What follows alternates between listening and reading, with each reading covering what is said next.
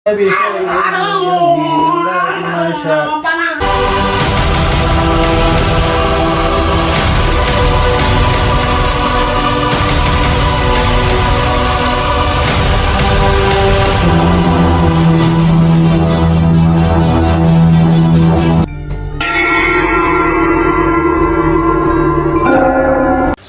warahmatullahi wabarakatuh, sahabat. Pada malam hari ini saya kedatangan tamu dari Cibitung. Jadi kebetulan saya memang sekarang lagi berada di Bekasi Cikarang ya. Karena saya pulang dulu, jadi saya belum ke Sukabumi. Jadi bapak ini katanya mau konsultasi. Saya bilang ya kita coba aja. Tapi daripada istilahnya saya malam ini tidak buat konten Pak ya, jadi saya sudah minta izin ke bapak ini bagaimana kalau misalkan saya pasang kamera, boleh nggak? Boleh katanya gitu. Jadi ya alhamdulillah sekaligus kita silaturahmi Pak ya. Jadi keluhan bapak itu apa? Pak Jamal ya? Ya, saya Jamal. Jadi keluhannya apa Pak? Keluhannya itu saya di diri saya, di badan saya perasaan suka mimpi gak enak lah gitu, terus perasaan panas gitu di badan saya, itu perasaan bawahnya panas aja gitu. Panas, cepat emosi gitu ya? Emosi gitu kan. Ya.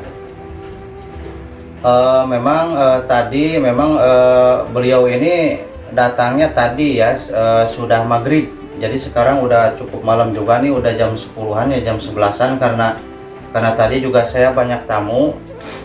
Jadi beliau yang ini yang terakhir gitu ya. Jadi tadi memang sudah ngobrol juga. Jadi beliau ini memang ada keturunan dari sananya. Keturunan apa? Karena begini ya.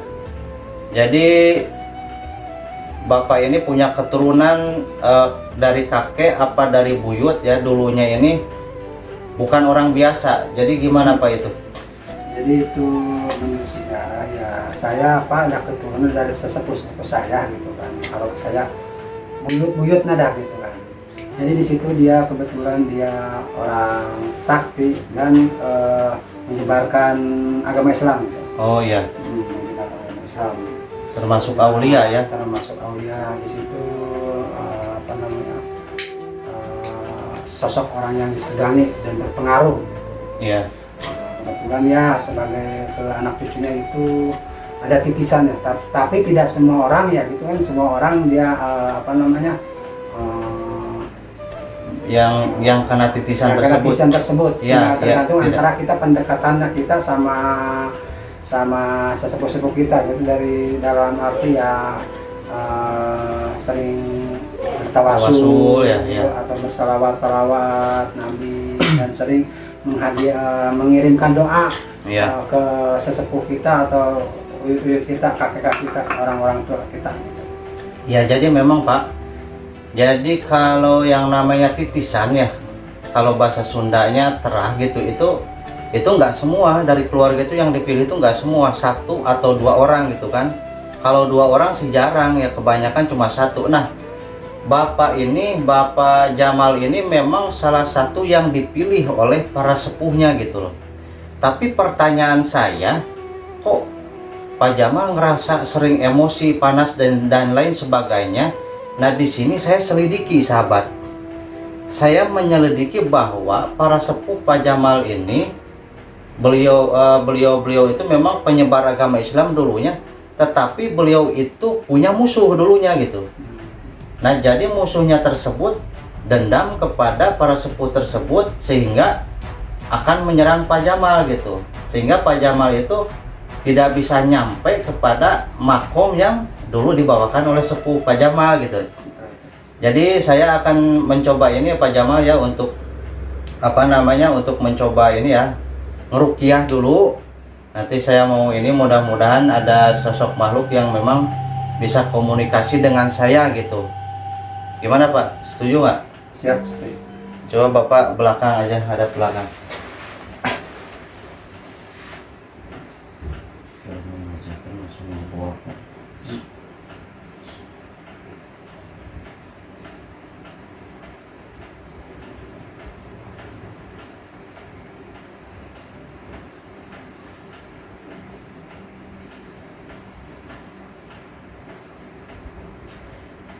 أعوذ بالله من الشيطان الرجيم. بسم الله الرحمن الرحيم. الله لا إله إلا هو الحي القيوم لا تأخذه سنة ولا نوم له ما في السماوات وما في الأرض من ذا الذي يشفع عنده إلا بإذنه يعلم ما بين أيديهم وما خلفهم ولا يحيطون بشيء من علمه إلا بما شاء وسع كرسيه السماوات والأرض ولا يؤوده حفظهما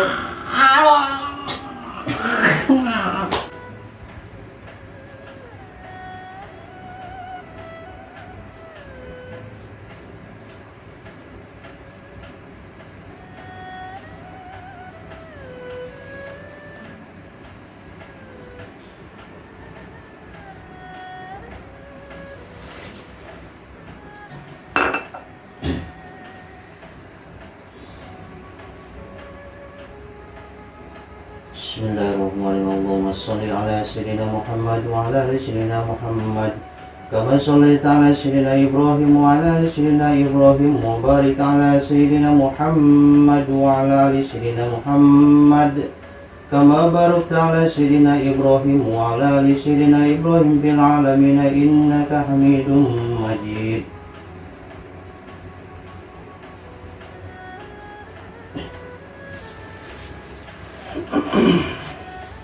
Itu kenapa tadi Pak kayak yang kepanasan itu? Tahu perasaan badan saya panas aja gitu, panas, perasaan panas dan antara sadar gak sadar gitu, gak sadar gitu. Iya.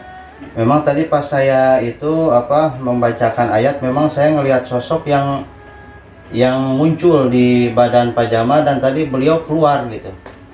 Nah jadi gini Pak Jamal dan sahabat di rumah yang memang kalau misalkan memiliki keturunan harus waspada gitu ya, ataupun yang tidak memiliki keturunan waspada juga, karena seperti yang dicontohkan yang tadi ya, jadi memang banyak sekali manipulasi makhluk astral yang mereka itu yang akan menyerupai para kesepuhan, para wali, para aulia gitu kan.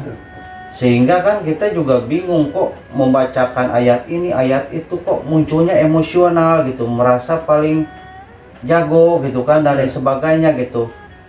Kalau kita lihat tuh ajaran-ajaran dari para sepuh tuh nggak seperti itu, apalagi ajaran Rasulullah gitu kan. Selalu ridho ikhlas, selalu dingin gitu. Jadi Pak Jamal sudah berapa lama merasakan hal tersebut gitu, tidak nyaman, panas gitu kan, cepat emosional gitu, sudah berapa lama Pak? Mungkin yang saya rasakan sekitar ada antara 4 atau 5 tahunan lah gitu. Oh cukup ini juga sahabat, cukup lama, 4 sampai 5 tahun ya? 4 sampai 5 tahun gitu rasanya. Iya, itu Pak Jamal selama 4 sampai 5 tahun itu pernah ini nggak, pernah mimpi misalkan ada beberapa sosok makhluk yang memberikan amalan-amalan tertentu? Ada atau tidak ada? Ada juga sih, ada. Ada. Ya. Cuman ya apa namanya untuk ininya kayak sebenarnya kayak bayangan gitulah gitu kan. Iya. Dan itu juga menurut saya memang kalau ada yang memang memberikan amalan gitu ya, walaupun dari ayat-ayat Al-Quran gitu, itu memang perlu kita selidiki lagi gitu kan. Seperti begini, jadi misalkan kita aurodan Bismillahirrahmanirrahim misalkan berapa ribu misalkan gitu ya. Betul. Itu juga bisa terjadi namanya miskomunikasi. Maksudnya miskomunikasi itu bisa terjadi kita ini dimasuki oleh sosok makhluk yang negatif walaupun baca dari ayat-ayat. Kenapa? Karena sangat susah sahabat. Karena begini, harus ada keserasian, keselarasan antara niat kita terus dengan yang kita baca dan perilakunya gitu. Dan perilakunya, jadi ada tekad, ucap dan perilaku. Kalau misalkan kita bertekad misalkan untuk membaca bismillah ini, bertekadnya itu harus lillahi ta'ala. Nggak boleh niat yang lain gitu. Terus kita misalkan mengucapkan bismillah juga harus lillahi ta'ala. Berarti perilakunya kita juga selama kehidupan ini, apa yang kita lakukan karena Allah gitu, lillahi ta'ala. Betul. Jadi kan serasi kan. Iya, iya. Nah yang salahnya itu kita niat untuk membaca ayat-ayat tersebut mau sakti, Iya. ya mau kaya gitu kan. Nah disitulah ada melenceng, sehingga makhluk-makhluk astral yang negatif bisa menguasai diri kita, karena di niat kita ini nggak ada Allah gitu. Jadi niatnya kepada yang lain gitu Pak. Iya, iya, iya. Nah jadi jadi sekarang gimana Pak Jamal badannya? Badannya saya setelah tadi dikasih minum air gitu, perasaan enteng gitu, perasaan enteng, terus sehat, bugar gitu, terus Ya. penglihatannya terang gitu. Ya jadi Alhamdulillah. Jadi saran saya Pak, pokoknya kedepannya ini saja seperti biasa yang Bapak baca itu nggak apa-apa, itu banyak istighfar kan, sholawat gitu. Ya intinya begini sih, yang namanya manusia itu sebetulnya ditakutin oleh makhluk-makhluk astral tersebut, itu ditakutin karena manusia itu kan makhluk yang Allah ciptakan tuh paling sempurna daripada makhluk yang lain. Betul, betul. Tetapi kan kesempurnaan manusia itu kan begini. Jadi manusia itu sempurnanya itu di mana gitu. Seperti begini, hewan kan, hewan itu kan misalkan ada hewan yang galak kan lain-lain, tetapi hewan tersebut tidak punya belas kasihan gitu. Ya kan? Iya, iya. Nah kita juga di dalam diri kita kan ada emosi, ada lain dan lain sebagainya gitu kan, banyak.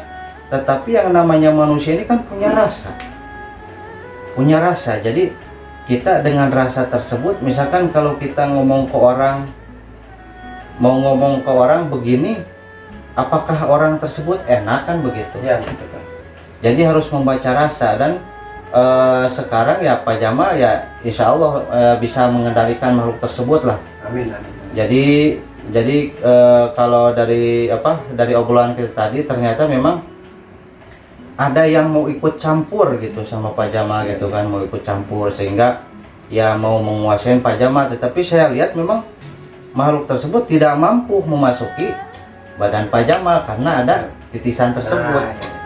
Jadi mau mencoba aja terus-terus sehingga Pak Jamal hanya merasakan efeknya saja, panas gitu. Iya. Jadi karena Pak Jamal kuat gitu kan, kuat dalam ibadah juga kuat gitu kan. Amin, amin. Karena musuhnya memang juga kuat gitu, jadi mencoba untuk memasukkan energi, tetapi energi tersebut tidak masuk. Mantap. Hanya mendekat saja yang saya lihat gitu. Kayaknya tadi pas saya bacakan ayat tadi, memang kayak ada sosok makhluk yang memang ada di belakang beliau, tidak di badan beliau gitu loh. Jadi kayak ada keluar gitu, padahal di belakang beliau gitu. Nah, jadi itu sahabat, video kali ini dari saya dengan Pak Jamal. Ya semoga bisa bermanfaat ya, bisa menghibur sahabat semua di rumah. Amin. Jadi manfaatnya di sini ya, Pak Jamal datang ke sini dari Cibitung ingin bertemu dengan saya, ada manfaatnya. Jadi kita bisa berkeluarga Pak ya. Ya. Yang sudah subscribe channel saya tidak menutup kemungkinan kita ini jadi sahabat semua gitu kan. Jadi itu sahabat. Jadi apa yang mau Pak Jamal sampaikan? Ya semoga dengan pertemuan ini dengan Nur gitu ada hikmahnya, dan ada pelajaran yang perlu dipetik untuk kedepannya lebih bisa memawas diri, dan mana yang baik dan mana yang enggak. Iya, amin, amin. Mungkin itu saja sahabat video dari saya dengan Pak Jamal. Saya sangat berterima kasih sekali kepada sahabat semua yang sudah nonton Sang Putih Channel. Terus dukung channel saya dengan subscribe, like, comment, dan share. Mohon maaf apabila banyak kesalahan. Wassalamualaikum warahmatullahi wabarakatuh. Waalaikumsalam warahmatullahi wabarakatuh.